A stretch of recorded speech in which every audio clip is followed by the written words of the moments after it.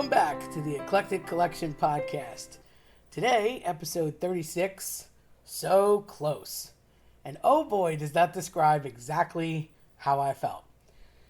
If you felt a little hiatus in things lately, I have too, because I was disappeared for a little bit. I had to handle helping out a friend, if you want to call it that, / attend an event in Florida. And we'll be talking much more about that in future episodes. But for now, suffice to say that traveling doesn't usually bother me, but I don't like when things end up like an episode of Planes, Trains, and Automobiles.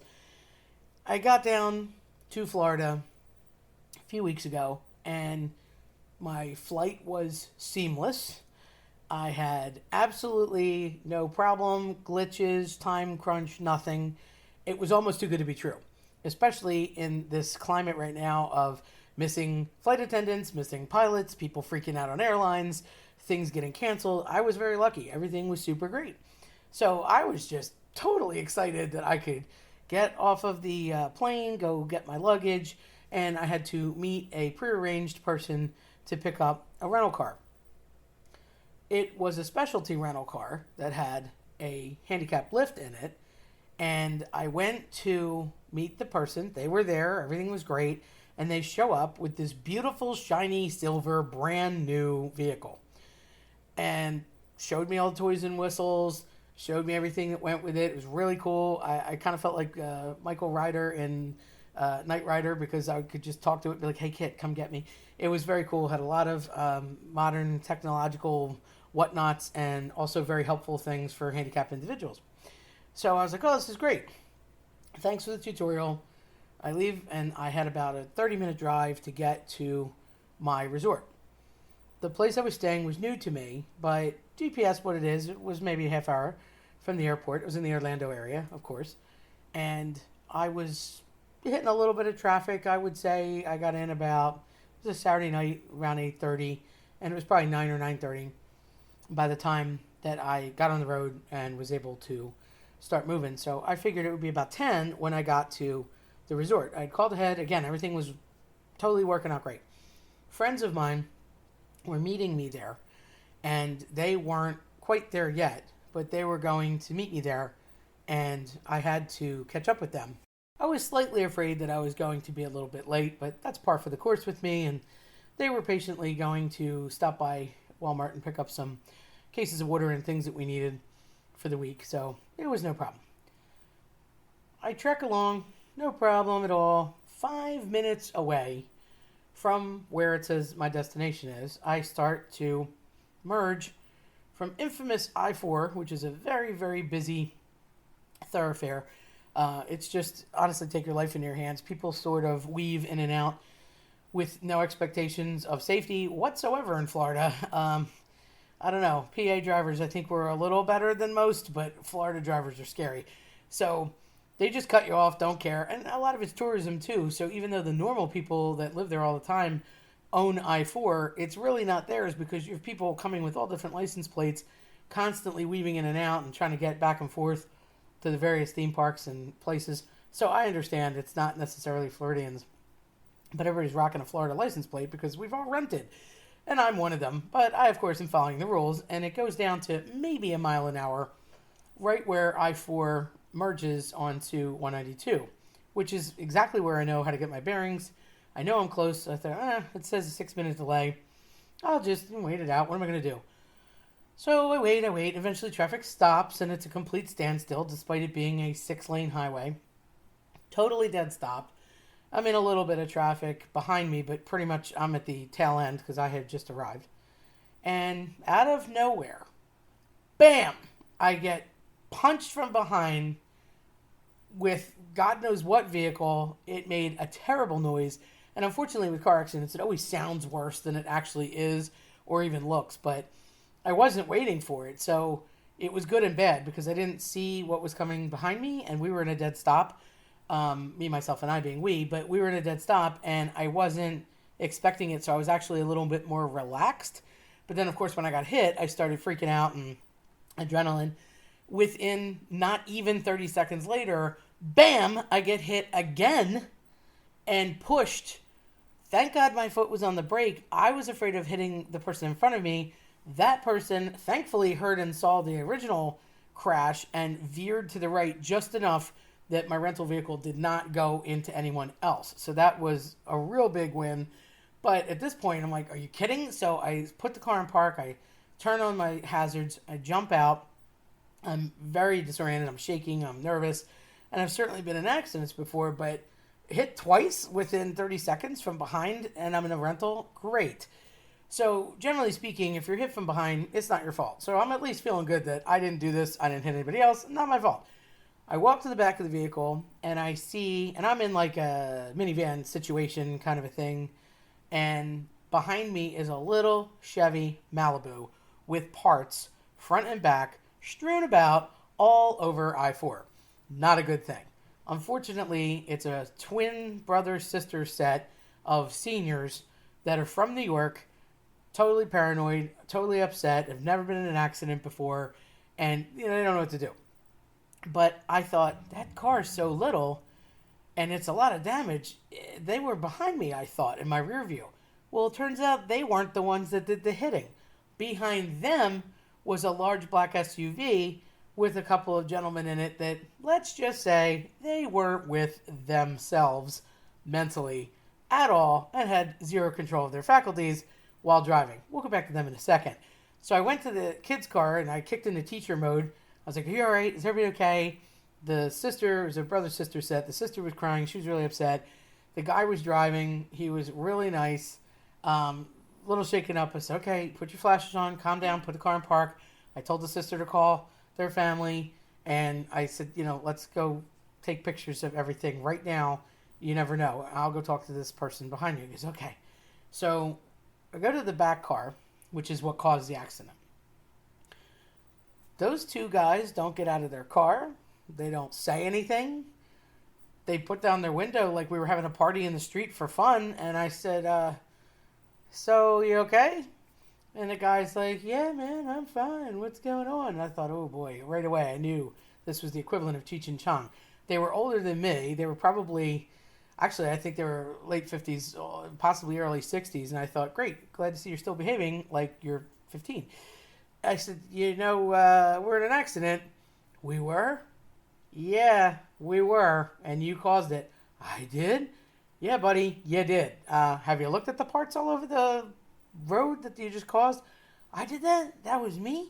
When? About 30 seconds ago. So I'm literally walking him through what happened. We're in the middle of traffic. Now everybody else is psychotically annoyed because it's already traffic and now we've made another problem. So I said, here's what's going to happen. We're all going to take a little stroll over and get through the next 3 lanes because we were dead center middle. We're going to go to the right on the shoulder. We're going to put our blinkers on and we're going to pull as far right as we can. Everybody cool with that? Okay, so the kids complied. The guys complied. Once they complied, I got in. I kind of stopped traffic, directed traffic, and took over the control freak that I am, and then went over to my rental and moved everything. So we were still in the same order that we were. And unfortunately, there was just car debris, but that had to be scraped up a bit. But we just left the little shards of things where they were. I dialed 911, and to their credit, police, ambulance, and the local sheriff were there in less than 6 minutes. Here's where the problems begin. They came in, picked up all the stuff. Firemen came over to us, tagged our cars. Ambulance asked anybody if they needed assistance. And luckily, all vehicles were fairly drivable despite their appearance, and everyone was okay. So as my dad always said, you can fix metal, you can't fix people. So everybody was just shaken up and nervous, but nobody was actually injured, and that's all that mattered. And at that point, even if I did feel like going for whatever twinges that I had, I was not leaving the scene of the accident because those two guys had no clue what was up, and I didn't want to take advantage of the teenagers that was there. Plus, I was like, you don't even know what happened. Somebody needs to tell the authorities that. So the policeman comes over, and he says, I can't take your report. I said, why not?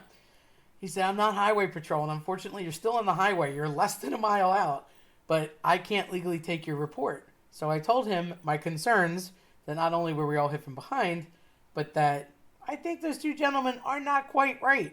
Honestly, I did not smell anything. I did not witness anything except for their behavior. And being a teacher, it's all about observable data. And my observable data was that they were not right. Something was seriously wrong, and they were definitely involved in some sort of substance that I couldn't see or detect, but it had obviously already taken place. What made it worse was that we had to wait for highway patrol. Well, I-4 had about 10 accidents on it already. This was about 10:20 at night. He says, you just have to sit tight and wait. So now we're on the side of the road and all the emergency vehicles leave and it starts to rain because that's what it does in Florida. So we all get in our cars and we sit through a little storm and we wait and we wait. I call my friends to tell them, listen, sorry, got in an accident. I hate to make you sit in a Walmart parking lot because they couldn't get into the facility until I got there and checked in. But obviously they were more concerned about me than getting into the hotel. So I said, I'll get there as fast as I can. So sorry. Okay, fine. Get everything squared away. Waiting. Rain stops. Get back out of the car. No dice. Just sitting and waiting. It's been about a half an hour. After 45 minutes, the two gentlemen were getting antsy and really wanted to leave. I said, you really need to stay. Seen an accident. Got to be here. After an hour, I called 911 again to say, hey, remember us? Anybody coming? They're like, yeah, we're just really busy. We'll get there. An officer's been dispatched. Okay, ETA. Oh, he'll be there in like 8 or 9 minutes. Let's just say that 8 or 9 minutes came and went very, very quickly, and no. Suddenly, a random man starts walking across the 6 lanes of traffic, which is still stop and go, stall and go, and climbs over the median, screaming and cursing at traffic to stop. And I'm thinking, great, we're going to get murdered tonight in addition to not ever having the highwayman show up. It turned out to be the father of the twins. He walked from the facility the 5+ miles to get there to be with his kids because they had the car that they had taken from New York. I'll give him major points for that because I don't know that I would have been able to do that. I don't know why later his wife would show up in an Uber. I probably would have done that. But he got there and started ranting, who's responsible for this? Cars aren't toys. Classic overreactive dad response. And the two gentlemen are like, I guess that would be us. I'm like, oh boy, this is going to get ugly fast. I kind of was waiting for him to start throwing down with the guys, but luckily he never did. And he calmed his daughter down and asked what happened. I explained who I was and my uselessness to that situation, but it was all good at that point. And later on, his wife showed up about 15 minutes later from an Uber. Well, as we're waiting and still waiting, and I explained that I had called again, the passenger from the third vehicle that did all the hitting shanks the Uber that the mom arrived in and leaves with some object. I don't know what it was. It was a bag of sorts. Don't know what was in it. And just leaves. Now, it's not illegal for the passenger to leave the site, but given the state of affairs, I was wondering exactly what he may have left with. And I'm still left to speculate because I don't think I'll ever know, nor I doubt would they admit, but So, that was shady behavior on my opinion, but what do I know? It took approximately another hour and a half before Highway showed up. Once Highwayman showed up, luckily, he took over our statements. It took about 20 more minutes for everybody to give their statements. Of course, he separated us, and we all had to tell our side of the story and get a crash report, which the rental company, who I had since contacted, told me, you have to have a crash report, otherwise we're not going to be able to settle this. So I'm like, okay, don't want to make a paperwork nightmare for myself later. Knew it wasn't my fault, so I wanted to make sure I had whatever I needed.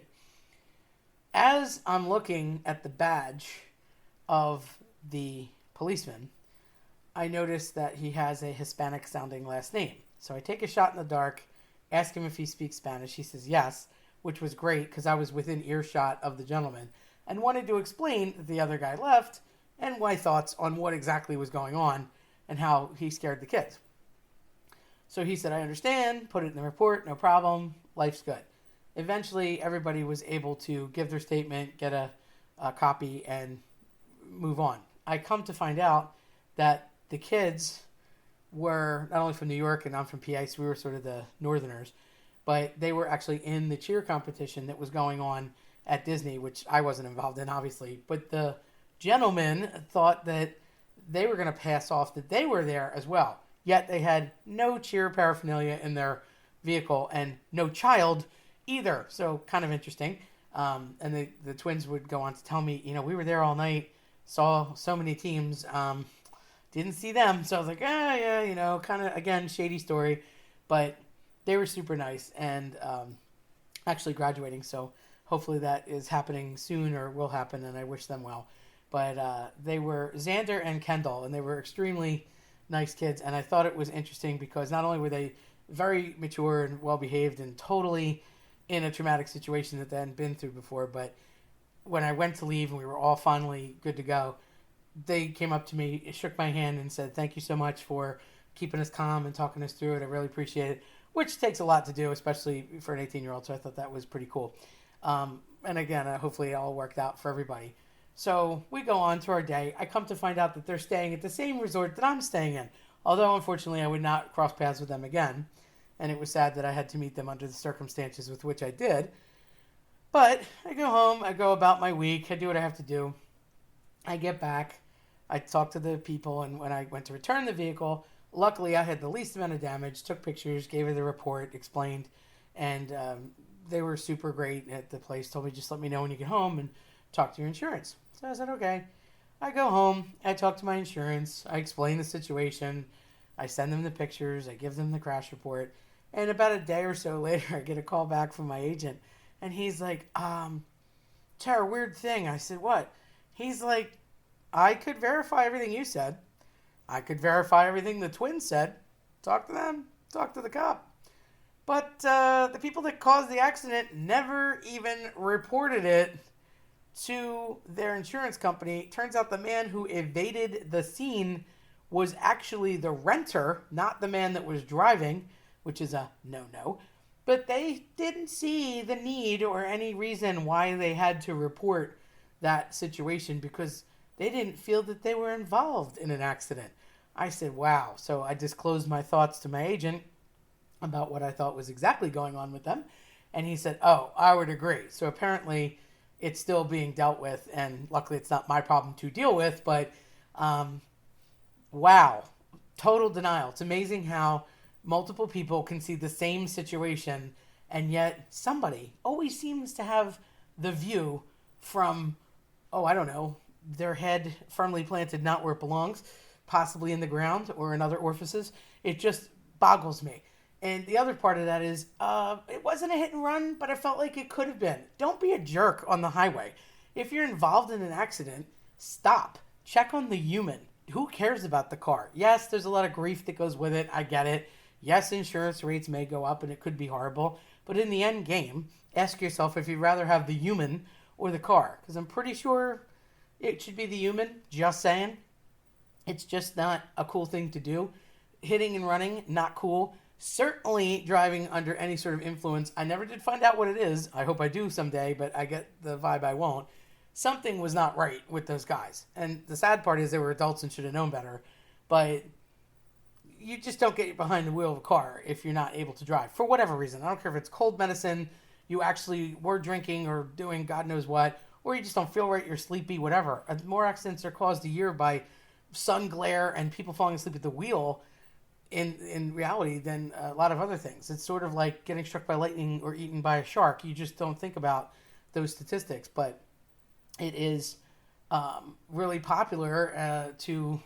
I'll make it, and then they actually don't. So be careful. That's sort of my moral takeaway today. Don't be a jerk on the road. Be careful on the road and make sure that you are in control of your vehicle and that you make the decision to safely get to wherever you have to get. If you liked what you heard today, check us out at the eclecticcollectionpodcast.com or follow us on your preferred platform. I'm Terry Tenaglia. Thanks for listening.